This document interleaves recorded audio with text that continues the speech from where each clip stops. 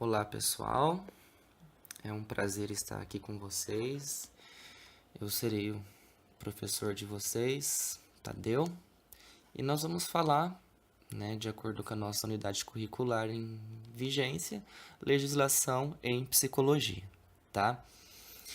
Respeitando a ementa, nós vamos discutir sobre o que o psicólogo pode fazer, o que o psicólogo deve fazer e o que ele não pode fazer.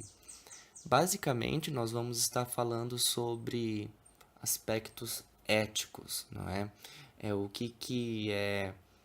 Digamos, o que o psicólogo pode fazer e o que ele não pode, dependendo disso, quais são suas sanções, né? Então, ao longo dos nossos 6 módulos, né, do nosso conteúdo, nós vamos estar discutindo sobre isso, tá? O nosso foco, de fato, é estudar as resoluções, as normas, né, os documentos de referência sobre a atuação do profissional de psicologia, tá? E as suas diversas áreas, as suas diversos campos de aplicação, tá? Para isso, a gente precisa compreender qual é o código de ética, qual que é o compromisso desse profissional, certo? Só que anteriormente a essa questão, nós precisamos desenvolver algumas discussões a respeito, justamente no campo ético, tá? Por quê? Por causa que lá na frente, quando vocês se formarem, vocês a todo momento vão estar sendo chamados a refletir sobre condutas, tá? E esse refletir sobre condutas é uma habilidade que a gente precisa estar adquirindo para desenvolver o nosso trabalho de uma forma competente e de acordo com o que é estabelecido no Código de Ética do profissional de psicologia, tá? E as resoluções do CFP como um todo. Então, pessoal, nos primeiros capítulos nós vamos falar um pouco da parte teórica, nós vamos falar mais a respeito do que é ética, o que é um pensamento ético, qual que é a finalidade, o compromisso do psicólogo na sociedade, em que sociedade a gente vive, tá? Por quê? Por causa que o código de ética do profissional de psicologia foi construído ao longo, de todo um processo histórico que foi respondendo às demandas da sociedade. Então a gente precisa entender como que isso foi construído e qual que é o pensamento ético por detrás, tá? Então é nessa direção que nós vamos começar o nosso trabalho aqui hoje, certo? Então vamos lá, pessoal. Capítulo 1, Introdução ao pensamento ético em psicologia. Para a gente poder chegar, ao ponto de dizer o que é ético, o que é uma prática ética, a gente precisa saber o que é ética, né? Ética nada mais é que um campo de estudo, é um campo científico, tá? Sobre o que é o homem, o que ele faz para ser virtuoso ou não, o que ele faz para adquirir o caráter que ele tem, tá? Justamente por isso, nós estamos aqui conceituando ética como um campo de estudo que está voltado para o conjunto de regras do comportamento humano, tá? É importante dizer que os estudos da ética, eles estão voltados para definir o que é bom e o que é mal, tá? É importante a gente saber essa diferença entre bom e mal. Não significa bom é alguma coisa que salva e ruim é uma coisa que destrói.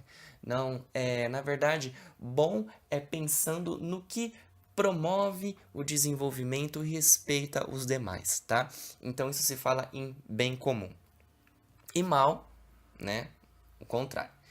A ética, pessoal, tem como foco de estudo, então, trazendo esse conceito, para a nossa cotidianidade, é a moral.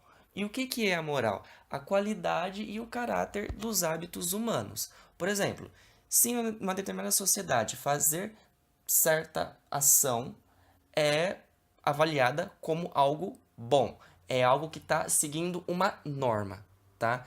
Então, bom é aquilo que segue a norma. E o que é norma, pessoal? Norma é um conjunto de ações prescritas por um código de conduta social. E esse código de conduta foi construído pelos seres humanos, refletindo acerca dos seus comportamentos, do que seria bom e mal para o grupo como um todo. Tudo bem? Então, dependendo da forma como o ser humano age, nós vamos estabelecer um juízo em relação a isso. O que é um juízo? É uma comparação entre o que é prescrito, o que é norma, e se está seguindo essa norma ou não. Seguiu essa norma, nós temos um caráter bom. Se não seguiu a norma, nós temos um caráter vicioso, tá? É importante a gente dizer que não existe ações ou pessoas sem caráter. Toda ação e toda pessoa tem uma característica, tá? Tem como se avaliar se está fazendo algo bom ou se está fazendo algo ruim. Tudo bem? Então, basicamente, nós falamos o que é ética, moral, norma e caráter. Pessoal, dependendo de como que as reflexões acerca dos comportamentos humanos são conduzidas, nós vamos ter um tipo de ética. O que eu quero dizer com isso? Existem formas de se determinar o que é bom e o que é ruim. Para tanto que existe uma ética empírica. O que é uma ética empírica? O bom e o mal, ele é determinado pelas circunstâncias em que o homem está inserido, tá? Então, os valores, as normas para esse tipo de pensamento, eles estão em função do que a situação pede, tá? Vocês devem conhecer muito bem aquela frase, né, do Maquiavel, que os fins justificam os meios, tá? Nós temos uma ética anarquista. O que é uma ética anarquista? O bom, tudo que é bom, ele não se interpõe à liberdade do indivíduo e ao seu prazer. Pelo contrário, o mal é tudo que não permite o desenvolvimento do prazer do ser humano. Então, anarquista significa o quê?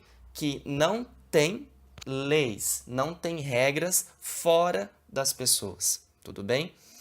A regra tem que ser escrita e prescrita pelo indivíduo, porque o que vale é o seu prazer. Por isso que a ética anarquista está também ligada à questão do hedonismo, tá? Nós temos uma ética utilitarista, que significa que o bom e o mal, ele está na dependência da finalidade da ação. Se a ação chegou ao seu objetivo, se ele chegou à sua finalidade da forma esperada, então nós temos um caráter bom. Se for ao contrário, se não conseguiu chegar ao seu objetivo, não é bom, é mal, tá? Por fim, nós temos uma ética ceticista que diz que é impossível nós chegarmos a uma definição de bom ou mal ou do que é correto a se fazer ou não, tá? A ética ceticista é digamos assim, um posicionamento um tanto quanto complicado, porque imagina se a gente chegar a um ponto de dizer que tudo é tão relativo que não tem algo em comum que aproxima os seres humanos, tá? Nós temos também a ética subjetivista, que perpassa as demais. A ética subjetivista significa que os padrões de convivência, as regras de convivência são estabelecidos por cada indivíduo singular, tá? O que entra em voga nesse caso é o prazer da pessoa, é o que ela determina como certo e errado.